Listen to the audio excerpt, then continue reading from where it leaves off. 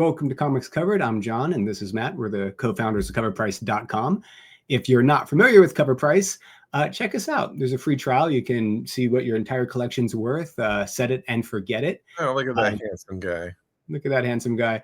I really don't like that ad. I love it. I love it. I wish we would do more of that stuff. I love that little retro old comic booky style of like the ads you would find in the back of a book.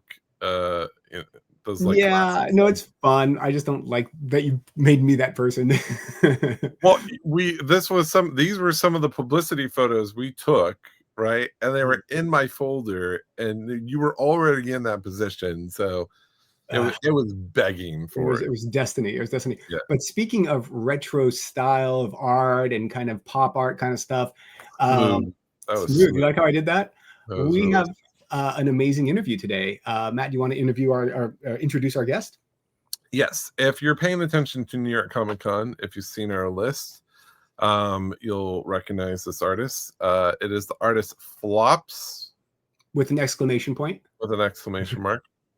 You have seen he's the featured art on our New York Comic Con list, which was just appropriately timed because we added Flops this weekend, right? But the art was chosen last week. It just was well timed, and actually it's the perfect time for these conversations, which is what we try to do, is actually time these things so people have things to promote when they're on the show. So, but needless to say, let's bring on Flops. All right. What's up, Flops? Hey. Hello. Now, I imagine this is your given name, like Flops Roberts or something like that. It's Flops McFlopinson. Yeah. Where did you get that from? It was I realized that I needed something that sounded. It sounds like someone you know. If you're talking, if you send a message and it says like, "Hey Flops," you just instantly feel like you're pals with a name like that, don't you? So I just wanted a friendly name to use for my promotion. That's fun. I mean, it's fun because I noticed a lot of artists giving themselves like nicknames, right? Like you have Stanley Lau has Art Germ, and I mean that's the only one I could think of off the top of my head. I know there's plenty more, but like there are a lot more nickname artists out there, which is actually kind of fun. Even like Jock, right, would be a nickname as well. Yeah, right. Banksy. It's not a comic book artist. Actually, no. You heard it here. Flops is Banksy. Now we know. Perfect. That would be a twist. But I was told that someone I used to work with had worked with Banksy in some capacity and said that he was a former comic book artist. Like, so he has work that he's done in the comic book space. So trying to figure out who that was. I mean, because could you imagine like those books would go up rapidly in value if the like, you know, it was a Banksy cover. Come on. It has to be Rob Liefeld, doesn't it?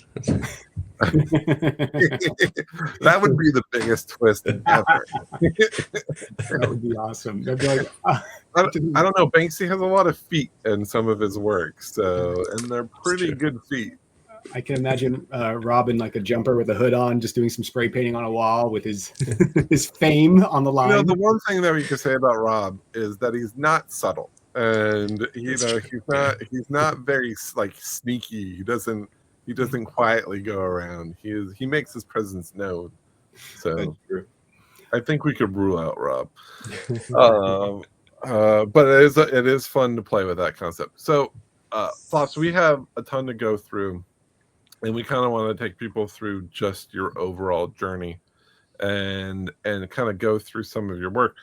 I mean, I guess we should start off before we get into that with just how did you find comics? How did you end up in this space? What took you here? It's comics have just always been there since I was a kid. You know, it's I think it was like when the Judge Dredd movie came out. That was there was just everything just became a lot more accessible over here with comics. There was like kids versions of grown-up titles and stuff like that. Which one? Which one? You got the Carl Urban one, or are you Sylvester? No, Sylvester Stallone. I think I can't remember what year it came out, but I assume I was like 8 or 9. I was like, you could be 20 right now, and you know, you could either be 20 or 45. So that's funny. You don't have to say your age. I just say that's how we determine what film what dread is your dread. Right? Yeah, that's it. It was one of the Sylvester Stallone one. It had the Super Nintendo game and all of that stuff, but there was a kids version of 2000 AD that was coming out, and it was supposed to be like appropriate for under 12s. Wow. So can you imagine just Judge Dredd and the Cursed Earth and all of that stuff just toned way down? But it still scared the crap out of me at that age anyway. It was all very scary stuff. But yeah, just growing up with that stuff, and all just comics have always been there. And then what's his famous line? I am the law. Was that it? With his classic Sylvester Stallone drawl, which I won't even replicate. John, you could do it. You're good at impression. No, I can't. I started. You were not, but you were onto something there. I tried, and then I quickly realized what was coming out, and I stopped. I mean, also Dread is a big UK. Like you're in the UK, right? So Dread is like a UK staple, right? Oh yeah. It's 2000 AD comes out every week since the 70s, I think. So it's a constant part of the culture. There's a lot of comics, obviously, like in the UK, it was hard getting comics in the 90s and like 80s and 90s and even, I guess, 2000s, right? It wasn't as available. It was one of these things where it was like, there's been so many different British titles, anthology comics, and we've had a good run of reprints where it would be like, there was X-Men titles where it would reprint like the Jim Lee issues, and you'd get 3 in an issue for like £2, I think it was something like that. So we'd always get them like 6 months to a year after you guys, just reprinted. I think you might have them in like Walmart and stuff like that, just like the reprint anthology type of things. Well, the reprint have a long history. They were in Toys R Us's. They were in, you know, they've had a long history of being in, you know, some box store, you know, in some format. But then there was about 20 years where they weren't available. They were only available at comic shops. So you couldn't even really find them in a limited capacity on the newsstands. Mostly like at a Barnes and Noble or Borders or something. You know, that was the only way you could get some of those newsstand books. I just remember looking for those comics, and they were just the worst version. Like they were in such bad condition because no one did them nicely. We had a lot like that.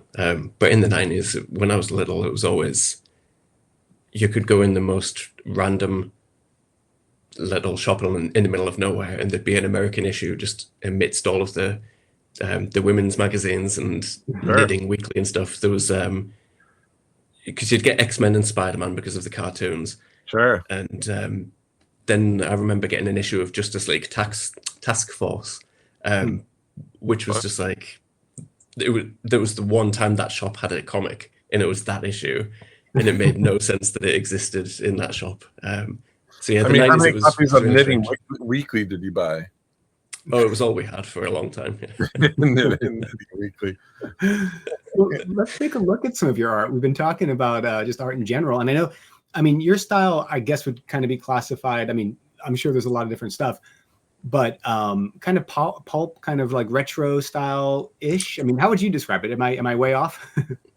I go for retro fueled, or just pulp is usually the one that it clicks, I think, because of the textures I use, and I think it works. Yeah. I mean, here we're seeing some, like, I love your Captain America, which is like how is Marvel not putting this on a cover? Do you feel like you're fishing with this a little bit, trying to get Marvel's attention with this cover, or do you just do it for fun? Because it is fantastic. I've never really thought about, like, I've had a few people like just being overly generous and saying that I should have a book at Marvel, and it's always just like, it seems like such a faraway dream, but sure. I am always, I'll tell anybody happily that I would want to do a Marvel newspaper strip. That would be my goal. If I could do that, I'd be happy as anything. That's the dream. Well, like Marvel would always have these theme months. They've always had anniversary months for different characters, or some retro throwback of some celebration of some I guess the anniversary is the only word I can think of. But like, you would be perfect to take over like almost a whole month of some of the Marvel big books to do these retro throwbacks, because that was a poster that was available at LA Comic-Con. The Return of the Living Dead team. I missed that on that. That was really great. That was fun. It's so great, the textures that you use. I mean, up close you can see like all the like almost like pixelation, all the different dots, all the different little colors coming through. What is your process? I mean, how do you come up with what you want to do as a subject? And then, I mean, like, what type of process do you go through to develop this? It's all just a case of I've been really lucky with people giving me a lot of free rein and just trust in my vision. So I'll just scribble and scribble and scribble. I'll narrow it down to a handful and see what people think, and then take their feedback on board and just do more refined versions. Nice. But then after the scribbles and sketches, I'll always try it out in a 3D program, just putting some models together for perspective and angles and stuff like that, which I recommend to everybody. It's reference is no secret of mine. I think anybody who uses the same 3D programs I do will recognize like there's a Hulk type of figure that a lot of comic artists use, and you'll always be able to recognize it once you've used it yourself. Right. But once you've got a 3D space and you can rotate the angle and perspective and stuff, it really helps focus an idea. And then do you put pencils down first and then ink and then straight on Photoshop? Oh, really? Yeah, it's one of those things where I was doing pencil and pen for years and years, and then I realized recently it had been about 10 years since I last used paper. But I've been getting back into that now with blank covers, so it's I've been playing with paint and ink and stuff, and it's such a fun time. So do you draw digitally first and then add your layers in, or? Yeah, it's all, I draw straight on Photoshop and Clip Studio with the drawing tablet, and then with the coloring, it's I've got thousands of textures, like halftone pink, halftone light pink, different types of zip tones, and all of the traditional textures. I've built up quite a library over the years. It's interesting to see, like, some of the biggest artists that have popped up recently, and I include you in this. Mark Spears, who had the best year last year ever, of his emerging into the market with monsters in such a big way. But Sveta, Shabina, and then yourself, you all use color in a very bright, bold way, right? And it really sets you apart. So we're in the space, like, for example, at New York Comic-Con right now, I think we have tracked, I think it's well over 1,400 individual exclusives and close to about 800 original covers. So that's 800 original covers with a variety of cover treatments, whether it's foil, metal, virgin, whatever it is. All those different cover treatments push it over to like over 1,400. So we're in a variant market where it's like, how do you compete against all the noise? Yeah. Not that it's like, all this stuff is amazing too. Like when we were going through the stuff available at New York Comic Con, we're like, wow, this New York Comic Con is packed with heat. There's so many interesting artists, so many interesting covers, but yours stands out because of the bold color, and it's really hard to stand out amongst 1,400 books, right? Like how do you claim attention? And I think it's, your use of color. Is that what you kind of go for? Is that what, do you just like using color, or do you go for that eye-popping appeal? I think it's I'll go into it more when we're looking at the boom covers specifically, but it's sure. Well, let's jump over to it. Yeah, that's a perfect time to. I think it's just having the retro, influence in my head at all times. I think it's just like. So right now, John's going to the list. He went through the top on the main page, and then he went immediately into this list. And now he's doing a filtered search for flops, and that's going to bring all your covers up for the convention. Now you have 3 with Boom, so you have this glow in the dark version, right? And then you have a regular version. Is it? I don't know which one's a foil and which one's a regular. But that one's the black one. That's the and big then surprise for me. Then they have the little, I forget what you call the little top left hand corner. What do they call those? The corner box ones, yeah. Yeah, the letter box or the letter box. I guess maybe it's something like that. Yeah, we've got a lot of corner boxes coming with Boom. Corner box. It seems so obvious now. Yeah, we're going all in with those. I'm working on a couple more at the minute. I'm doing there's a BRZRKR, the Bleeding Tide. That's my next Boom cover. They're just everything about this, because this has like been since December we've been working on these together. So it's been a surprise after a surprise seeing them pop up as foil and glow in the dark and everything. It's been fantastic. And this got blocked, right? You couldn't show the blood on the knives or something? Yeah, so I posted that one on Twitter, and I got a like 0% notifications. Like normally I'd get like maybe 5 or 10 in an hour, but there was nothing. So I went on my profile and it just wasn't there at all. And then someone sent me a screenshot saying like it was banned because it was too violent. And I think that's pretty tame for a BRZRKR. Yeah, no kidding. Yeah, I mean there is a puncture wound, but aside from that, not too bad. There's a cover, the one that I could think of the most, where the BRZRKR character, the Keanu Reeves character, is literally punching through someone's face, like, and the whole head is just exploding. So I think your version's quite tame. How do you feel about like covering these big brands like Power Rangers and? Oh, it's insane. Yeah. It's because again, Power Rangers was like one of the big things when I was a kid. So it was it's crazy. I'm doing something else Power Rangers related down the line as well. Oh really? And it just feels like it's. Sorry, because I think is that a foil one as well. This one is foil, limited to 750. Crazy, because they didn't tell me what type of covers they were going to be, so everything has just been such a pleasant surprise. What's the process like on your side? Like, so they commission you to do the work, they ask you to do it, they pay you, and then they do whatever they want with it, and they can do foils and stuff, or how does that process work for people who aren't initiated into the artistry and the creation side of things? Most of the time it's it'll be discussed all the way through. Every step of it, everything will be covered. But with these ones in particular, it was a case of, I think they just wanted to make the most fun product possible. And I was just happy just finding out when everybody else found out. The black and green Something Is Killing the Children cover, when I was drawing that, in my head, I was thinking of an old Venom cover where it was like just his eyes and mouth and it glowed in the dark. Oh yeah. I had that in my head the whole time I was drawing this. Yeah. And then they just made it glow in the dark without any sort of correspondence about it. We didn't discuss it at all. So we're on the same wavelength, and I love that. They're a fantastic team. I've seen people say like, man, this really needs to be under a black light. You know, like they let me play with the logo too. Yeah, the logo is so cool. I love the outlining of it and the green.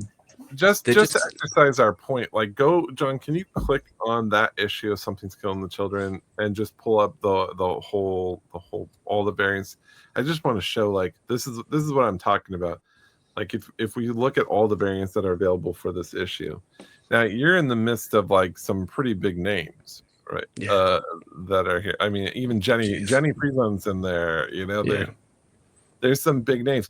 But your cover just pops. It just screams for attention, and it doesn't take anything away from all these fantastic covers, because you look at these covers and they're all amazing. Yeah. But your stand it's unique in a sea of variants, you know. Yeah, I think there might be a case of like you might be the target audience, though. It's because when I look at this, I'm seeing the white ones stand out to me. Sure, with just the plain white backgrounds, and the Peach Momoko one. It's insane that I'm being paired next to her work. It's yeah. Well, that Something's Killing the Children one, the one that's at New York Comic Con right now. They did for the Something's Killing the Children logo there. It's in like a not a foil, but it's like a rainbow chrome, or I'm forgetting the actual name of that type of treatment, but yeah. Well, it's interesting. Well, let's jump into here, John. Real quick before you do, I was just going to say, before we brought you on, Matt was saying that he really thinks that New York Comic Con is going to be your, big introduction to a lot of people who haven't seen your stuff, especially with, the list and just the coolness, I guess, of all the comics that you have being introduced there. What do you think? Do you think that this is have you felt it like a crescendo, or do you feel like this is just another convention and a long future of conventions? Do you feel you've made it yet? I would never think that anyway, because it just feels like it's such an ongoing thing. When you factor in the promotion and marketing for yourself, it's a really tricky one. But things have definitely, this week, it's just been up and up. It's been really strange. That's awesome. We talked to David Nakayama a few weeks ago, and he said even to now, he's been working in this space for 20 years. 23 years. He still has imposter syndrome. And you look at his work, he's on all these big Marvel, DC books. He's on A covers, he's on B covers, he's on variants, and he still is well, I'm still kind of think I'm winging it, And that it's not what he said exactly, but he did say that he has this imposter syndrome. Do you feel like you have that same thing? Especially when I'm on a show like this, it just kicks in. It just kicks in. Yeah, it's one of those things that's I've been doing this for 4 years in comics specifically, and I've had so many great opportunities and been featured in so many cool different ways, but it's just I think it's just one of those things. It's never gonna, imposter syndrome doesn't stop. Sure. Well, I mean, I guess that keeps you humble, right? And it keeps you grounded, and it just keeps you focused on the work. The other thing is I live in the worst part of the UK, so it's just all I've got to do is look out the window and just be I've got a long way to go. So when you walk outside, people aren't stopping for you to do a quick sketch for them, I think I've got no interest in anybody here knowing me in any way. That's terrible. Do you do commissions at all? Yeah, well, it's mostly the time it's Kickstarter related stuff. Sure. If an independent creator's doing a Kickstarter and they want to get me involved, I'll jump straight into that. But I've been doing a couple of blank covers that's just been people wanting their favorite characters from me. That's such a nice thing to hear at all. So yeah, I've been really lucky with that kind of stuff. Being in the UK, do you get to any conventions, or have you been to any of the American-based conventions? No, we've got an amazing convention here called Thought Bubble, which is just that's creme de la creme when it comes to UK conventions, and I try to get there as often as I can. Yeah, Tula Lotte runs that. Yeah. I don't know. She must have took a step back, because she's one of the busiest artists out there, isn't she? Yeah. Oh, she's pretty. I feel like everything has a cover, is one of her covers. But that's not. Again, I'm a huge fan of hers. She also does this fantastic. I don't mean to get on a tangent about Tula, but one thing I really appreciate her at conventions. So how she works is she draws on little pieces of paper, and then she builds them like a story, a storyboard. And so she places the panels around until she feels like she's got her layout. And then what she does with those extra panels, she brings them and she sells all those extra ones that she doesn't use, and even the ones she does use, for $100 for each one. And it's you get these original little pieces from the book. So you're not buying a page, but you're buying these little panels. And I'm it is such a nice way to own a piece of her work without having to splurge and spend $1,000, right? So it's I really totally unique. Yeah, and she's the only one I've ever seen do that. Yeah. So yeah, that's cool. Yeah. Do you ever feel the need to do original art on paper before going digital for that reason?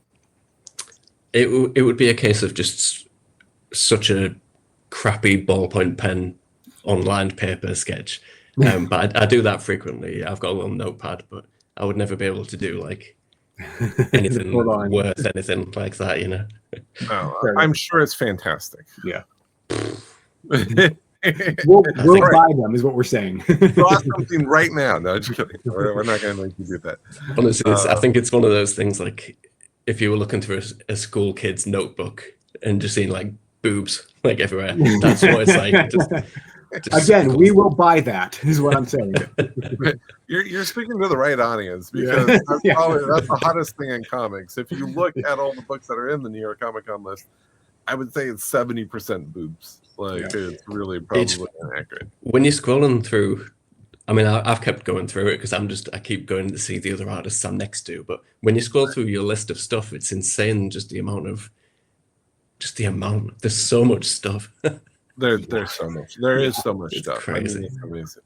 So I want to go back and jump into, if you don't mind, John, show my screen. Oh, sure. Sorry.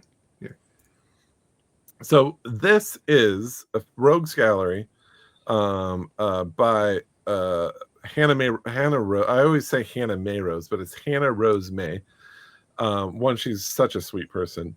And this was her first comic, and this is your first comic, and this book is fantastic. If people haven't read it, what a good book to start on.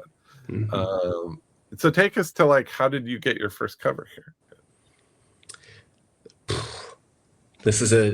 I'm going to preface this by saying when I'm on a camera, when I'm talking to other people, I will never remember anybody's names at all, especially if they've got aliases. I'll say their real name by accident. So if I stumble off all there, I can't help it at all. Sure. But this one, it was just a case of I built up an audience on Twitter thanks to a She-Hulk drawing which she had a massive behind, and the audience built up from there, and a couple of people started seeing some potential. They just connected the dots from there. And this one was because I had done a couple of Kickstarter covers at this point. But when this one came through, it was to read the first issue ages before anybody else and realize what a high concept comic it was. And seeing the potential in it. Yeah, that was just awesome. And because it's an Image comic, obviously it was that was fantastic. And this was optioned pretty quickly after it came out, which also helps amplify the book. And as everything settles because people don't understand how production work and how long it takes for Hollywood to make things. I think it was Don Cheadle's company, wasn't it? That's correct. Yeah. And what's interesting is Third Eye Comics. So you were working with Steve, who actually has a little button there for us. Just a pro. We're not. This isn't like. This seems like it's so built that we planned all this, but we really didn't. So 9.8 sell for about $100 right now. I think raws are about $15, and we can just go to eBay real quick and do a double check and just see what current asking prices, or if there's. Oh look, there's not even any listed. So they're all gone from eBay unless I looked incorrectly. It was one of those things where Third Eye actually had a huge sale maybe a few months after that came out, and they just had to get rid of a load of them at a discount. I believe it was this cover, and then suddenly it started picking up the pace after that. There's none even available on there, and there's none on eBay. So, I mean, if people can find this book, whoa, geez Louise. Keep scrolling. eBay. This is the danger of scrolling. It's just like, gosh. Demonetized. It's a testament of like, I think people are already picking up your stuff. So people are already picking this up and locking it away. And saving it for that moment where you're like, people are like, oh, Flops is a huge deal. And this is now, I need to go get this, right? It's a lot like anytime anybody messages me saying that they bought something off eBay or whatever, I'm just like, I'm so sorry that you spent that much money on this, because it seems like such a gamble to me. Like people are they're really good at guessing, right, like on things potential worth, but I can't imagine being like that. And that was that 3 years ago? Did that say so? Yeah, that was really early stuff. Yeah, 2022. Yeah, which is interesting. And then it took you to let's see, what was this, September? This is 2003. What was first? And wait, was that your first? Matt was saying that was your first, right? Cover? No, yeah, this is his first comic cover art by Flops. And then I think the Octobriana stuff came after that. I think. What came after? Octobriana. I sent a couple of JPEGs with some stuff. Oh, okay. Because I don't know the specific dates. I know Dark Spaces Good Deeds came out in 2023, and then there we go. Hey Matt, I'm putting up the slide real quick for this one. Okay. So that came out. That was the second one. So this was because everything's done in such so far advance of things that I can never keep track of anything. But I think because this one was actually the unpublished Octobriana cover that I did. But I did another one that would, this one was meant to look like sort of like an artist's edition type of vibe. And this one was available in shops and stuff like that. So that was a really cool thing for me. Just seeing it out on a shelf, you know. And so then just to go back, you sent us this, and you said you don't want to show this too much, but your older style.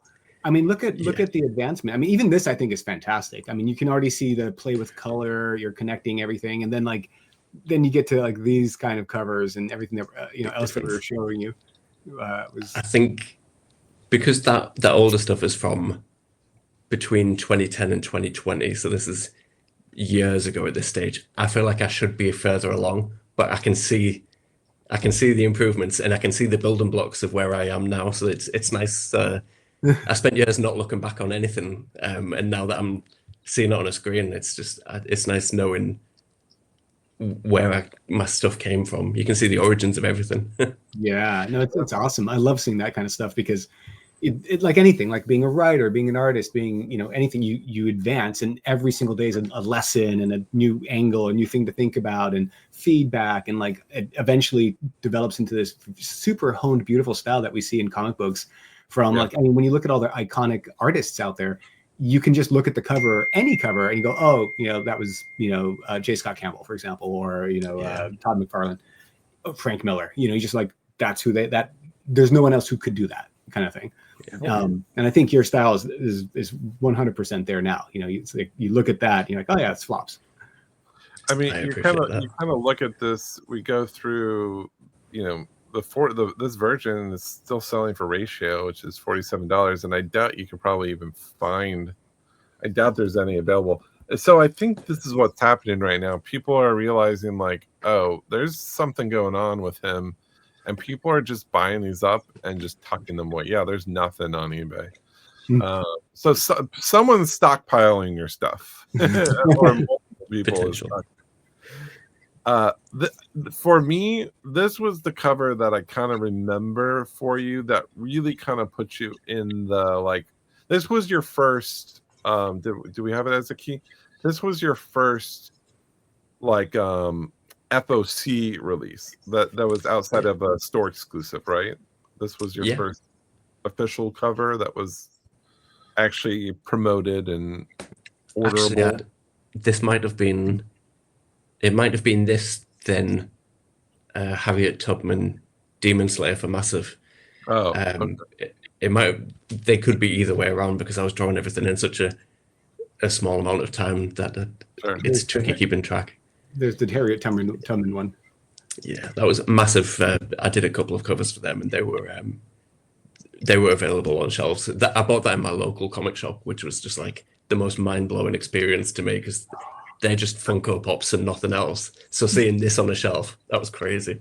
Did you go to the... Yeah. Did you go to it? Two Flops, love Flops. I saw it on the shelf, and I was like, to the guy in the shop, I was just like, oh, I did this, and he was like, oh, that's cool. Are you gonna buy it? And I'm like, yeah. Boo. And then they sent me comps anyway, so I didn't need to buy it. That's so funny. But yeah, this Toxic Summer was, I think for me, was the cover that made people sit up a little bit more, right? Like, and actually say like, okay, this artist is interesting, right? Like the second this, I remember it being on our Day After Wednesday report and in our FOC report. We talked about it a couple times. I know right now, it's still pretty. It's a $3 book. Not that has any reflection on you. I just don't think a lot of people know about it. Right now, you can probably get one for $7, $8. Well, here's a $4 one. But some of these books, the second this is what we see with like Mark Spears, with Jenny, with Scotty Young, any popular artist, people then start going back and purchasing everything that they've ever done, and all these old books start skyrocketing in value. So be prepared, because I think that's coming for you. Yeah, I think it was because that one was, like you say, people started paying attention, and then the Canto No Place from Dark Horse, that came pretty quickly after that one, I think, and that was the one that was certain people put it in their top 10 of the week lists, and it did really well too, I believe. Yeah, it was. This was a pretty good aftermarket performer. Like, it was like a. There was people selling on eBay for £80 to £100 in the week of release. Yeah, it hit a high of $60. It was really strange. That was just a great couple of weeks of just, and you can tell from the colors and the general like design aesthetic it's made, but doing a cutesy character that was so far out of my normal stuff that it was great seeing the response to it. That's awesome. And David Boer is such a great guy. He's such a nice guy. So supportive. Yeah, he's really talented. That's fun. These are good people to work with. Oh yeah, I've been really lucky. And Dark Horse in general, the same with half of these covers. They will just let me play with the logo and design. They've got no issues with things just being how I want them to look. That's awesome. Well, hey, you could get 9.8 for probably $70. So. That's in the first week. That's what I was seeing. It was such a surreal thing, and just on the day of release, it was really strange. So, are you holding on to any of your comps for each of these? Because we always hear artists say, like, we go up to artists and say, that comic's going for like $1,000 now, and they're like, I had 30 of them, and they threw them away. I think most of the time it's I get a handful. I've got Canto here, but for half of them, I'll tell them not to bother because the postage fees in America are just crazy. I can't imagine. No, you got to take your books, because we were talking to Jock. We tagged him in on our Shaker post one day. We had his Detective Comics 880 book, which is the Joker with all the bats flying out of big his one. Yeah. One of his more iconic covers. He had no idea that it was worth anything, and he said, he's like, what? Exclamation mark, question mark. He's like, I literally just threw these away like a month ago. He's like, he had like 30 of them and threw them in the trash because he didn't think they were worth anything. And it was just like, that's why you need CovrPrice. No, it's only a $500 9.8, $300 raw book. So that was a lot of cash. Yeah. What's crazy, I can add to that because at one of the Thought Bubble conventions, it was at the end of the day, and I just went over and I was just chatting to him and just saying what a fan I was, and he just gave me a handful of it was called Snapshot, I think it was Vertigo, with Andy Diggle, I think. He just gave me a pile of them, just signed them just because he didn't want to take them home with him. Crazy. That's the dream, right? If you fall into that type of luck. There's other things like I wanted to kind of go into so we're big fans of supporting Kickstarters because I try to jump into as many as I can because I'm also fans of a lot of these artists. I feel like if we mention a lot of these Kickstarters, we should support them. right? In some capacity, just because a lot of creators and publishers are trying to get their starts here, and they're trying to get attention, they're trying to get help to actually make their dreams come true and get these things made. So this just released today, and I can't tell you how like fast people were scrambling for these, because like you have this regular version, but it also comes in a hollow foil and a metal. Oh yeah. So, and I think the metals sold out, I believe. I didn't even know there was the metal version. I get so focused on just seeing how the regular edition is doing that I don't even think to keep scrolling down. I mean, do these creators know what you are bringing to their campaigns? And not to say like any of the artists are something to scoff at, because there's some great art on here. But I think a lot of people jump into these things because they're like, I need this book. I think in general, I think I bring a type of positivity to things. There have been a couple of times where people have got in touch for Kickstarter covers thinking that, because I don't have a huge following, but when I go viral, like the Captain America and stuff like that, thousands of likes, and they think they're going to get the same reaction for their cover. But when you post Kickstarter covers online, they don't really like get the same sort of traction.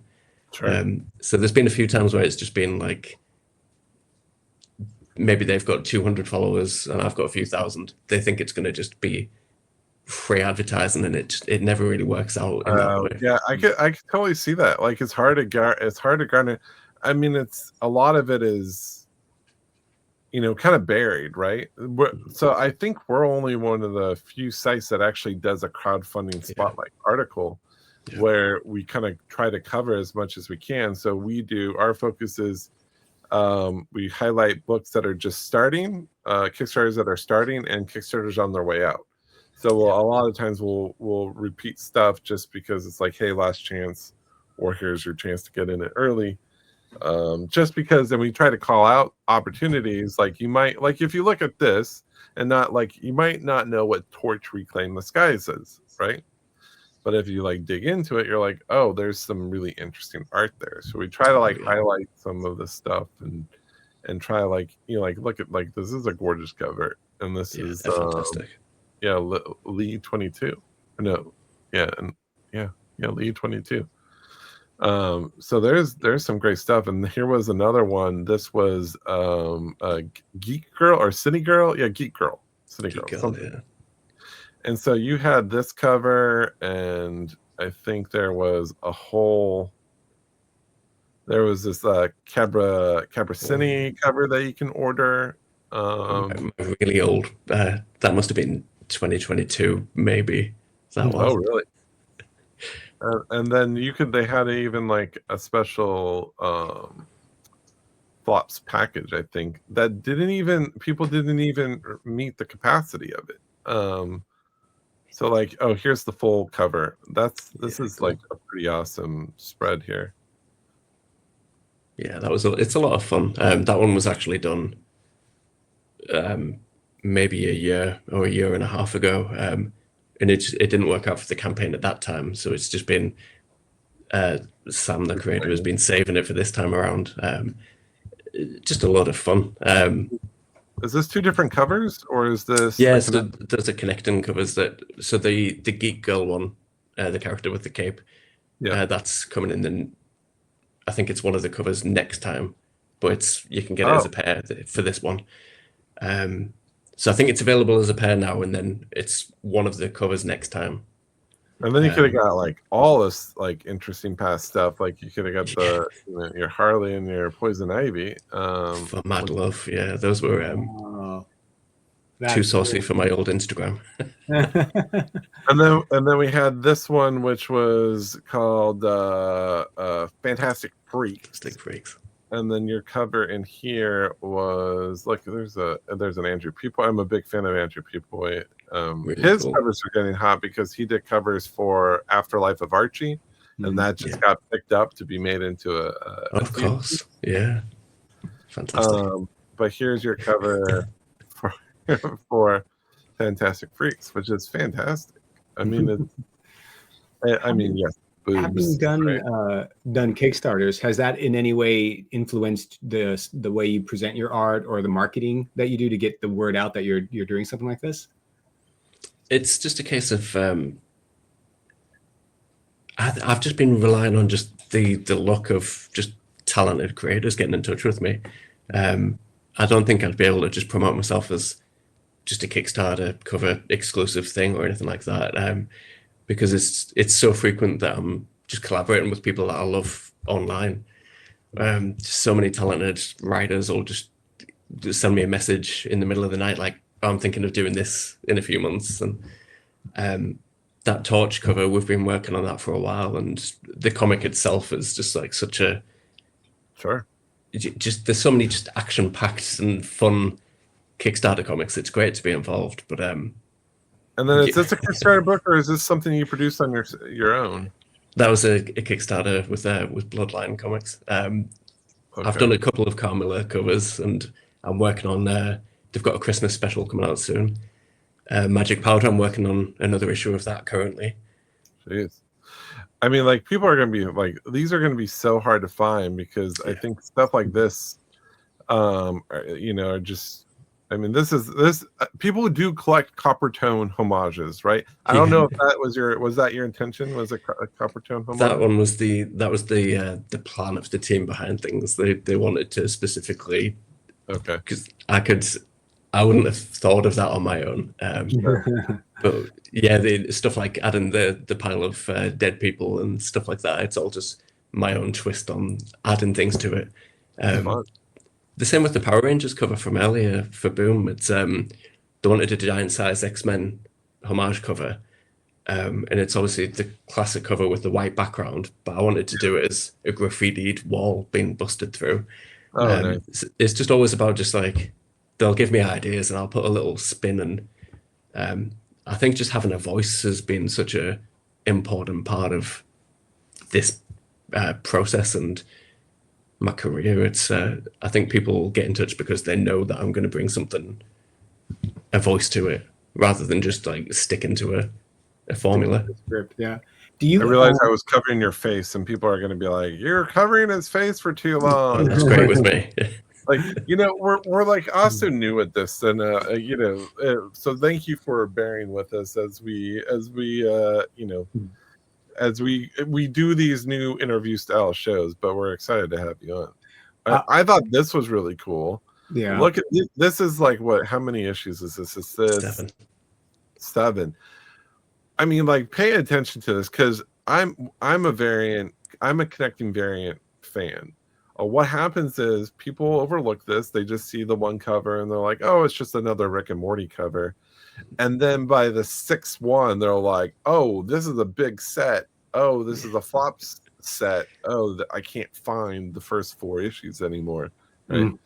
I mean, this is again, I feel like we're hyping you up, but it's like honest to God, like, it's so good. What numbers is that? For what run is that? So this is the current miniseries, Rick and Morty versus the Universe, and then that's 4 issues, and then 3 tie-in one-shots as well. But again, with this one, they just gave me pretty much just free rounds. I treated it like my Crisis on Infinite Earths, the George Perez, all the characters floating in space and everything like that. It was. I just wanted to go for that. I love it. I'm a huge Rick and Morty fan, which clearly you must be as well. Are you a Rick and Morty fan? I should make that assumption. Yeah, it's one of those things where it's because it's not my normal style, but they saw potential, and I'm glad it worked out the way it did. It's it definitely shows how flexible you could be as well, and that it's so funny. You always think of like Scotty Young or something, or an artist who's known for a particular style, and it's like, oh yeah, you do the kids thing, and then you see like his other work where it's like not like, it's just an actual comic, like, oh, you are a really good artist. Wow, So to see something like this, you get reminded, like, oh yeah, like all of your artistic decisions is a choice, and that you're creating that style, but that you could play outside the lines if you wanted to. Yeah, that's it. I think it's I would be hesitant again in the future, because it's I did get stuck giving everybody giant eyes for a couple of months after this. So it's a tricky one to get into and practice, and then drop it immediately after you're done, you know. I'd love to see now which Rick and Morty was that? Was that the end? Which was that, sorry?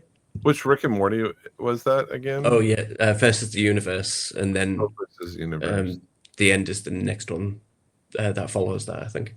So in getting ready for this call, one of the big questions that Matt and I always, I think, get from artists or just the fans in general is like how AI is impacting artists. And Matt was telling me kind of a funny story about you getting called out for your own work that you. No, that was it was Adi Granov. Oh, my bad. All right. Yeah, so Adi Granov posted. So the conversation was to take a step back. You could take off the thing, Matt, or I guess I can. Oh yeah, sorry. This is where is it? I was actually finding the actual book itself that I was going to bring over because here we go. I might as well do that right now. Well, finish up what you were saying though. Yeah. So here's the connecting covers closely, but they're 1 in 10 in variants, so they're not going to be super easy to find, and they are pretty affordable. But yeah. So Adi Granov had recently posted that he posted some commissions that he did, right? And someone commented like, "Oh, you stole this from this cover," which was his Scarlet Witch cover, which was an Avengers, a 1 in 50 variant for an Avengers title, and they used his cover as reference that he was stealing from. And I've seen multiple cases where it'll just be one voice will be like, I think this is AI. I ran it through I ran it through AI and it said it's 98% AI. Like there's all these people policing this stuff and calling people out. You know, I know there's a lot of sensitivity to AI, and appropriately so, because, you know, a lot of people are nervous about it, but I'm also really worried about, you know, upcoming artists who are super talented and working digitally, mostly in terms of like you work digitally. I know Mark Spears works digitally. Like you don't actually have, you know, a pen and paper book to sell, but a lot of it gives everyone will just. Do you find has that happened to you at all? Like in your history? There was a it might take a while to get back to the image, so it might not be worth pulling up. But I did the short 2-panel Daredevil and Spider-Man comic strip. It was getting so much traction in so many different places, and I posted it on Facebook, and this guy immediately commented, just saying it was clearly an AI image with a filter on top of it. Like implying like my textures, the color textures and the halftone dots and stuff were a filter, which would save me so much time if that was true. But I was replying to his comments. It should be at the top of that page. I was replying with the 3D models that I'd used, because obviously I have to screenshot the 3D models to draw from them in the first place. They already passed it. So I was posting the actual images of these. They're just flat models, 3D.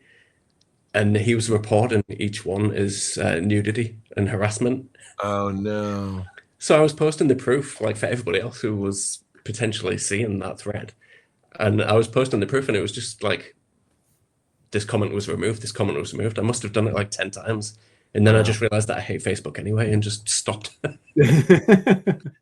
Well, it's kind of, it's something that, it's something that could derail a career so easily if people get on board and they're like, oh, this is clearly, like if you're like, oh yeah, they're right, it could stall out new creators finding their way in, right, for trying to break into this market.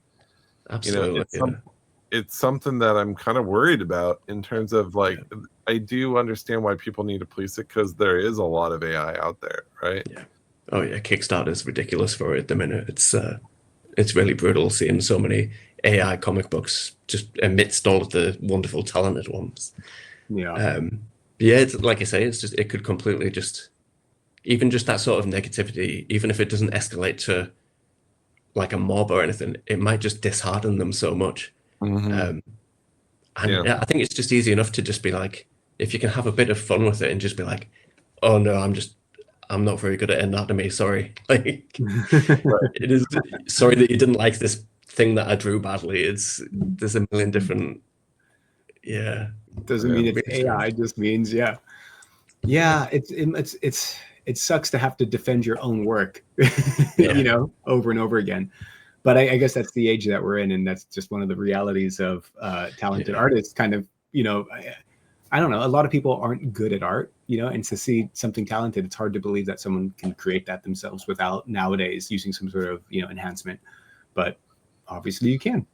So I think there's an element of just like people just like wanting it to be as well. Like so many of the enthusiasts are just like, oh, I'm glad to see this in my feed because I support this evil stuff. You know? Yeah, that's really strange. Right. Or some people can be jealous, you know, because maybe, you know, or if you start to get attention, right? People can get like, why is this person getting attention and my stuff is not? If it is another artist, or people feel like they missed out on some of your early stuff and they lost out on that early journey of getting on the ground floor. Exactly. I saw it happen with a lot of Mark Steer stuff, like his Kickstarters. You know, if you bought into his first Kickstarter, it was like, I think $600 to buy into everything. And then someone sold that whole set. I think it sold for like 10 grand, I think is what we said. I can't remember the exact price, but it was something outrageous like that, like something crazy. Where it sold for a lot. You know? And I think a lot of people will get to that point where like, I'm so mad that I missed out on it, right? It's easier to like trash it, right? To support it. Well, I think that's part of the reason that I've been so open about showing my work from 10 to 15 years ago is because you can clearly see that there is a progression there. It's not like I've just appeared on the scene doing this style. Unless you were using AI 15 years ago. Average intelligence, So aside from the Kickstarter we showed, which was, again, you can still jump into this now, which is Torch Reclaim the Skies. Torch is just fresh. It was funded pretty quickly, And we'll have it on our article on Monday, and we already earmarked it to put it on there. But like you said, it's already made its money. Is that what it did? So they were asking for 1,000. It already doubled it. I bet this will get to like 5 or 6. It's honestly, it's having seen the progression over the past few years and just being involved with it. Even before I did the first cover for the project years ago, it's such a like unique space story, and I think people will really enjoy it. Would you ever do your own Kickstarter? I know because there's a lot of interest in there, and I think you could do well with a dedicated one. So I'm working on a few. Have I got enough time to quickly reel off some stuff that I've got coming up? You did send us some upcoming stuff. Did you want me to put any of those images up? It's handy. Yeah. Here's this one. Wow. I censored that one specifically. Yeah, thank you. It looked like she was wearing a shirt, but apparently not. No. Well, it's just a sexy robot. So so this is a project I'm releasing in January with a very talented artist I've been wanting to work with for years, and I'm just doing the writing and the covers. But it's called She Is the Weapon, and it's going to be just the most emotionally devastating cyberpunk story that anybody's ever seen. That is, I'll stand by that, and I think that's going to be my claim with it. But I've been working on this for a few years. The image on the left, I just did it for fun, maybe 3 or 4 years ago, and it's just been escalating. And I've got a whole 400 years of timeline mapped out that I'm going to just slowly get through on Kickstarter with different artists on each one. That's amazing. Awesome. Look at that detail, especially on both of them. But the second image with the subway, just all the little detail going on in there. Are you handpicking artists for this? Yeah, it's I don't want to say anybody's names yet because it's I want it to be a fun surprise for people. But each issue. So actually, this first one, She Is the Weapon. It takes place in the far future, and it's the end of the world basically. And then each issue from there will be going back 100 years. And then eventually the final issue in the series will be in the Wild West. So it's working backwards through time. I think it'll stand out as a fun thing. Wow, I'm excited about it. I'm in. Yeah. And then you also said, so I'm just going to guess some of your artists. Just you don't have to confirm, but Todd McFarlane, Jim Lee. Pretty cheap to work with, isn't he? That's a nice affordable artist. That's right. They will probably be doing covers, most likely, is what I'm guessing. And you also sent over that one, this other one. Is that the same, or is that? Yeah, so this is the main character from that comic, C4. She's I think people are going to be really surprised because some of the covers are quite spicy. There's going to be a bit of flesh on display, so I think it'll tick boxes for a lot of people. And then when they actually read it, I think there's going to be some tears. So I think that's you don't really see that very often in Kickstarter comics. A lot of emotions happening. So you're saying come for the boobs, stay for the story. Yes, yeah. I'm going to put a warning in each one, a little label saying, don't skip to the end, just actually read it, because I think it's going to... I've been working on it such a long time that it's... Yeah. Well, then how exciting is that? And then larger publishers, are you doing more work with Boom? Are you doing any covers with any other? Are you doing anything for Image or? Yeah, I'm working on some huge things that I can't talk about, but with Boom, I'm doing a lot for Boom at the minute. The BRZRKR cover should be announced any week now. Aside from the one that's at the convention right now. Yeah, we're carrying on the corner box theme. So we're going to be going through a fair few characters. So BRZRKR the Bleeding Tide, which is just such a fun comic. Doing Marion Heretic, the new nun action comic. Yeah. Craniacs from the people who did Garbage Pail Kids. Oh, fun. That's going to be really interesting because I'm going so far outside of my usual thing. Cripes, what else? Are you going to do trading cards for that too? No, I think if I could, that'd be awesome. But just the covers, it's coming from Titan. So it's I've worked with Titan on a Doctor Who cover, which comes out next month. Oh yeah, we have that Doctor Who somewhere, but I don't have it up here. Really fun. Obviously, as a British person, that's it. You know, that's the dream. Right. The Power Rangers. How sexy can you make the TARDIS? Yeah, I've been working on it. You know.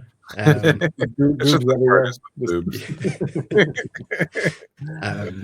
the big one is I'm writing and drawing a story for heavy metal. So that's just fun.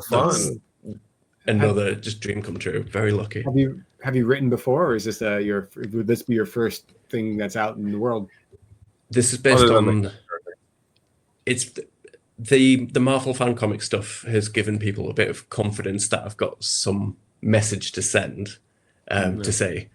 So it's mostly just those little fan comics. And again, with the Marvel ones, I've plotted and scripted about 50 of those. It's just about finding the time to do them. So it's I'm getting my practice in. I'm doing a little bit here and there. But yeah, I think people have got a lot of faith in just based on those few things. Sure. If I can tell a story in 2 panels, then imagine what I can do with 8 pages in heavy metal, that kind of thing, you know. So yeah, that's the big one. That's that I'm working on currently. And then lots of secret stuff for some huge publishers that I can't get into, but it's every day I've got a smile on my face just sitting drawing away, you know. in the dark room with blacked out windows so no one can see. Yeah. I mean, it's good for you. I do think that 2026 is going to be the year of flops. You can coin that.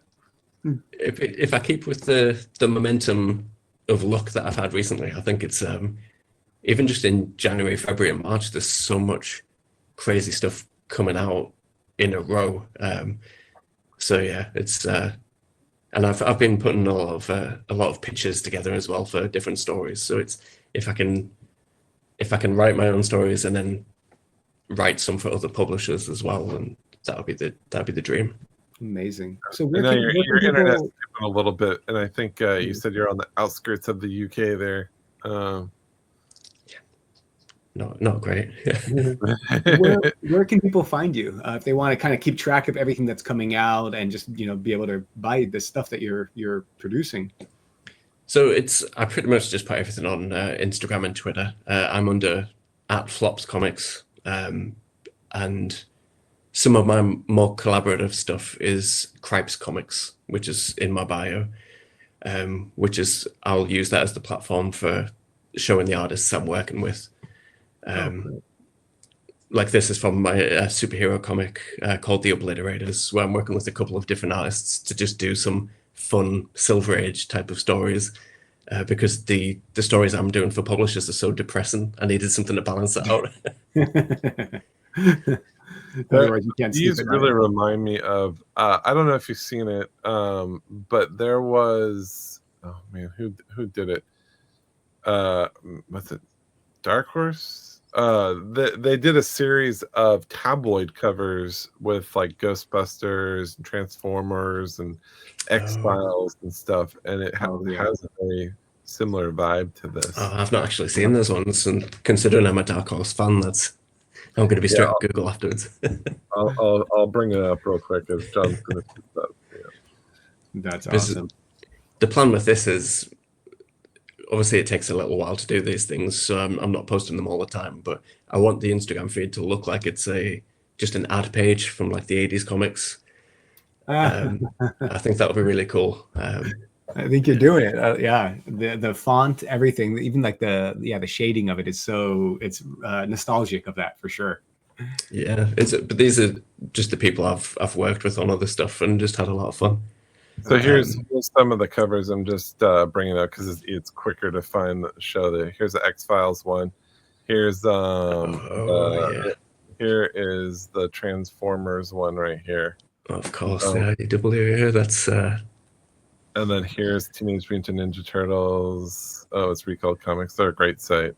But yeah, here's Teenage Mutant Ninja Turtles. That's awesome. And I think let's see if they have Amphibians at the top. And Manphibians from the Deep. I think they missed it. I mean, Teenage Mutant Ninja Turtles, Manphibians. That would have been the title right there. And then here's King Ghost Betraying. So it's like, you can tell this is up my street. This is the type of stuff I want to be doing, Oh, for sure. The second I saw that, I was like, this is your jam right here. That's awesome. This is Joe Corney. He did all these tabloid covers. That's awesome. Well, we've definitely hit the hour, and I know you're in the UK and you're battling the time zone. So thank you so much for joining us and for showing some of your work and talking about your upcoming projects.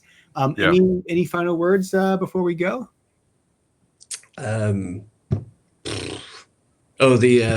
Perfect. There's something like so the Tales from Erotech paperback comes out in comic shops in December, I believe. Oh, nice. Bleeding Cool just did an article about it because it's too saucy to put in just regular bookshops, so it's comic shop exclusive.